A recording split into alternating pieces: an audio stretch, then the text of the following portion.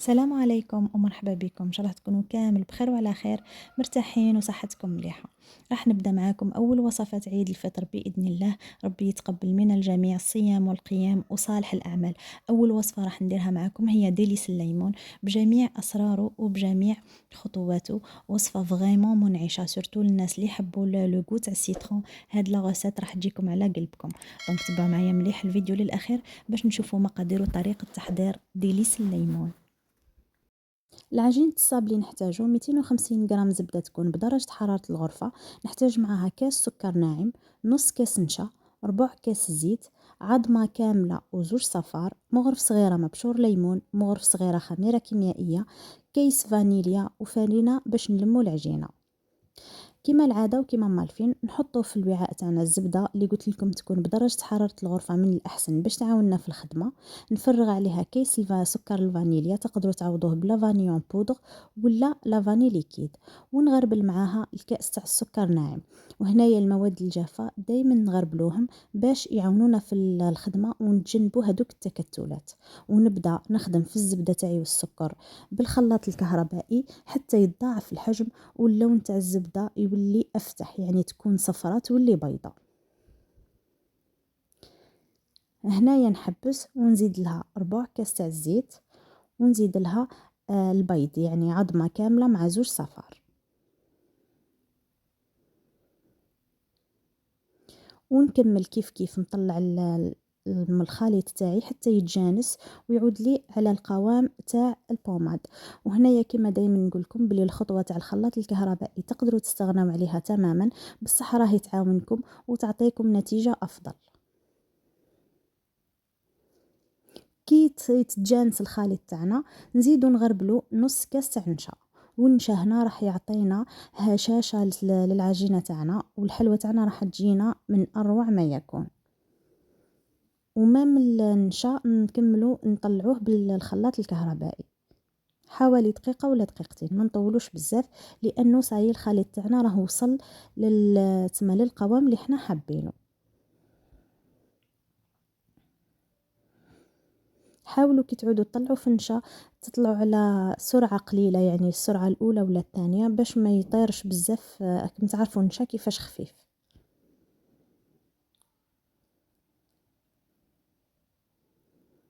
هنايا راح نحبس بالباتور وراح نبدا نخدم بيدي. دونك راح ندير، شوفوا معايا كيفاش اللون تاع الخليط تاعي ابيض تماما والحجم تاعو ضعف. راح نزيد مغرف صغيره تاع مبشور ليمون. انا كنت قادره يعني نزيد لاباطاغوم تاع السيترون، بصح ما كنتش حابه نبدلها اللون الاصفر. كما على بالكم لاباطاغوم راهي ملون ومنكه في نفس الوقت. انا ما كنتش حابه الصابلي تاعي يجي لونه اصفر. يعني الا كان عندكم لاغوم برك اللي ما تلونش ديروا. دونك انا حبيت الصابلي تاعي يكون بلون ابيض باش مع الخليط يجيني اصفر ومع الكلاصاج يجي كاين تناسق في الالوان. هنايا حطيت مبشور ليمون، حطيت معاه شويه فرينه، وراح نغربل مغرف صغيره تاع خميره كيميائيه.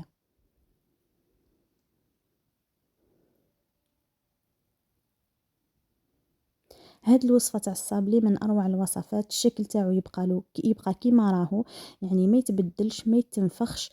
الحبه تاعكم تجيكم سوا سوا. ونبدا نجمع في العجينه تاعي عادي بالفارينه. هنايا كميه الفارينه راهي تختلف كل وحده والفارينه تاعها، يعني كل فارينه والنوع تاعها. كاينه اللي تشرب كاينه اللي ما تشربش.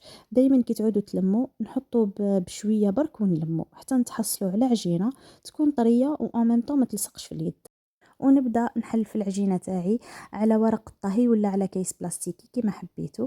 ونديروها ما نديروها خشينه بزاف، ما نديروها رقيقه بزاف. والطابع اطبعوا كما حبيتوا. انا طبعت بالطابع يكون دائري، نتوما خيروا الشكل اللي حبيتوه. ودوك نعت لكم ليبيسور تاع الحبه كيد ما تكون.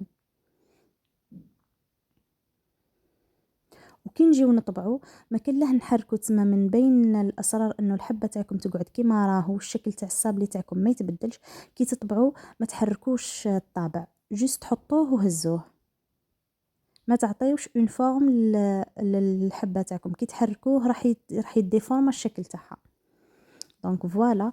انايا هنا كي كنت قاعده نطبع كنت مسخنه الفور تاعي على 180 درجه، ندخل الصابلي تاعي يطيب وطيبوه مليح، يعني طيبوه مليح باش يعطيكم قرمشه بنينه، ما تخليوهش بيض ولا ما تخليوهش طري بزاف. دونك طيبوه حمروه يدي لون ذهبي. دوك نطفي لكم الضو. فوالا شوفوا كيفاش دالي لون ذهبي خفيف. انا ليكليغاج تاعي راه ناقص شويه عليها ما تبانش الحبه، وزيدوا شعلوا له من الفوق يشيح شويه وطفيوه. وهاوليكم الصابلي وراه ما طاب. دركا نروحو نوجدوا مع بعضنا كريمه الزبده. هنا واش عندي 150 غرام زبده طريه، راح ندير لها 2 مغارف زيت ونطلعها مليح حتى لون هذاك الزبده راح يتبدل، يعني تشوفوها كيفاش تكون صفراء، من بعد تولي لكم بيضه. يعني ندخل فيها الهواء لو ماكسيموم. كل ما تطلعوها بيان وتعطيوها وقتها، كل ما كريمه الزبده تاعكم تجيكم خفيفه، ما تجيكمش ثقيله وتقهمكم ما تقدروش تاكلوها. ورا ما تبدل لي اللون تاع الزبده راح نغربل عليها 100 غرام سكر ناعم. نعاود لكم المقادير. عندنا 150 غرام زبده طريه، 2 مغارف زيت، و100 غرام سكر ناعم. ونكمل نطلع مليح حتى نشوف باللي الحجم تاع الكريمه تاعي تضاعف واللون ماشي ويولي فاتح. كي نوصل لهذه المرحله نزيد لها 2 معالق كبار تاع بودره الشانتي ونكمل نخلط مليح. هنايا لا بودره دو شانتي راح تخلي كريمه الزبده تاعكم خفيفه خفيفه، ما تجيكمش ثقيله خلاص في الصابلي تاعكم، وما تعطيكمش يعني ما تخليكمش تقهموا منه ليه تشبعوا ولا تجيكم خفيفه خلاص. كي كملت راح ندير مغرف صغيره تاع لا باتاغوم دو سيترون. هنايا لا باتاغوم راح تنكه لي كريمه الزبده تاعي وراح تعطيها لون اصفر في الباهي. ونكمل نخلط مليح. كل ما نطلعوا مليح الكريمه تاعنا كل ما تجينا خفيفه اكثر واكثر. وهذا هو القوام اللي لازم نتحصل عليه في الاخير. وشوفوا كريمه الزبده تاعنا كيفاش القوام تاعها كيفاش مداير، تجينا خفيفه و en même temps تجي حاكمه روحها. نروحوا نوجدوا كريمه الليمون اللي راح نحشيو بها الصابلي تاعنا. عندنا في الكاسرونه نحطوا 100 مليلتر تاع عصير الليمون يكون مصفي، 100 مليلتر تاع الماء عادي، 100 غرام سكر عادي يعني السكر الحرش كريستاليزي، و20 غرام تاع النشا. نحرك المكونات مع بعضها كامل بارد في بارد، ومن بعد نحطها على نار هاديه وما نحبسش من التحريك حتى نتحصلوا على كريمه تكون ثقيله، يعني حتى يعقد معانا القوام تاع هاد لاكريم. وما نحبسوش من التحريك باش تجينا ما يجيناش فيها الحبيبات تاع النشا. كي نوصلوا لهاد المرحله نحيوها من النار ونزيدوا لها مغرف صغيره تاع منكه الليمون يعني لا باتاغون دو سيترون عفوا. ونحرك مليح باش نعطيوها نسمى نعززوا لو غو تاع السيترون ونزيدوا نعطيوها لون باهي.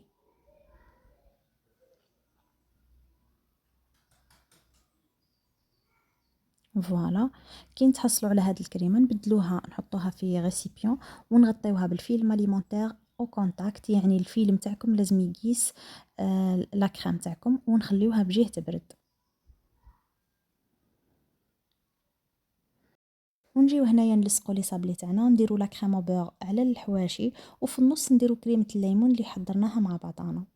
وصدقوني الذوق تاع هاد الكاطو من اروع ما يكون. الناس اللي تحب الحوامض، يعني اللي تحب هذاك الجود الحامض في الحلويات، هاد الحلوى راح تجيكم على قلبكم. دونك نديروا اون كونتيتي لاباس بها تاع لا كريم او سيترون اللي وجدناها مع بعضنا، ونقفلوا الحبه ونعدلوا بيان الجوانب تاع الحبه، يعني ما نخليوش هذيك لا كريم خارجه، تكون الحبه تاعنا متحوفه. نكمل نلصق الحبات كامل ونجيو نروحو نكلاصيوهم مع بعضنا. عندي هنايا 250 غرام تاع شوكولا بلون، زدت له 2 مغارف كبار زيت، وراح نزيد له كاوكاو محمص ومرحي بقشورو باش نمدو تما باش الحبه تاعنا تجينا باهيه. دونك نحرك بيان ونبقى نزيد في الكاوكاو. انا دالي حوالي 3 مغارف كبار هكاك حتى نشوف تما حتى نوصل للقوام اللي انا حباته.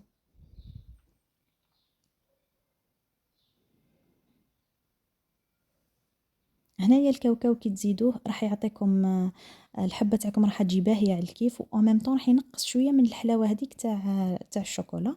ونقلاصي الحبات تاعي نورمال بالشوكولا هذاك.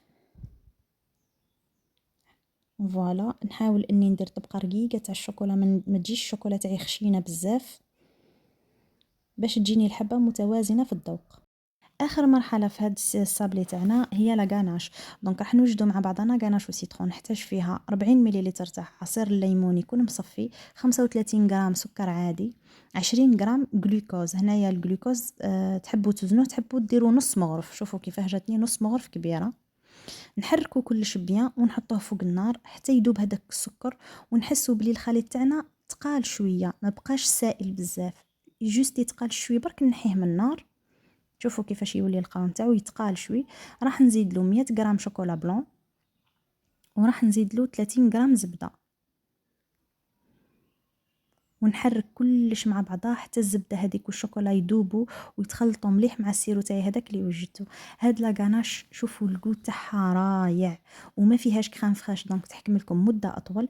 كي كلش داب لي هنايا ما صورليش التليفون اني زدت مغرف صغيره تاع لا باتاغوم دو سيترون كالعاده باش نمد لها لون باهي وغو باهي. قلت لكم هاد لا غاناش تقعد لكم مده اطول، ما تخافوش منها، فيها ما فيهاش لا كريم فريش. من اروع الوصفات. دارت حاله في لي ريزو سوسيو. دونك فرغتها في انوتر ريسيبيون وغطيتها بالفيلم اليمونتير ولا بساشي كيما انا او كونتاكت، وخليتها حتى بردت حوالي 3 سوايع ولا 4 في الفريجيدار. واللي حبت ديرها تخليها ليله كامله. دونك انا مع الاول كي درتها في صحنجاني صغير، من بعد وليت بدلتها. شوفوا ورا ما تجيو راح تستعملوها، شوفوا كيفاش ديروا. تبقاو بالمغرف تحلوها جونغ طريوها شويه باسكو تكون حكمت روحها وجمدت. نطريوها مليح بالمغرف قبل ما نبداو نضربوا فيها بالباتور الكتريك، ومن بعد نطلعوها مليح بالباتور حتى نتحصلوا على اون غاناش. ونبداو نديروا وردات هكا برك فوق الصابلي تاعنا، ولا ديروا الاشكال اللي حبيتوهم. وهاوليكم الصابلي ورا ما وجد. انا كنت زينته بشوش الورد، تحبوا تزينوه بالبيستاش، تحبوا تزينوه به حبيتو. المهم جربوا هاد لاغوسيت، على بالي راح تعجبكم بزاف. الذوق تاعها من اروع ما يكون. ان شاء الله لاغوسيت تكون عجبتكم. جربوها وقولوا لي رايكم في لي كومونتير. وانا ما بقى لي غير نقول لكم ما تنسوش ديروا لي لايك لا فيديو، ابوني في لاشين، واكتيفيو لا كلوش باش يوصلكم كل جديد. الى اللقاء مع وصفات اخرى ان شاء الله.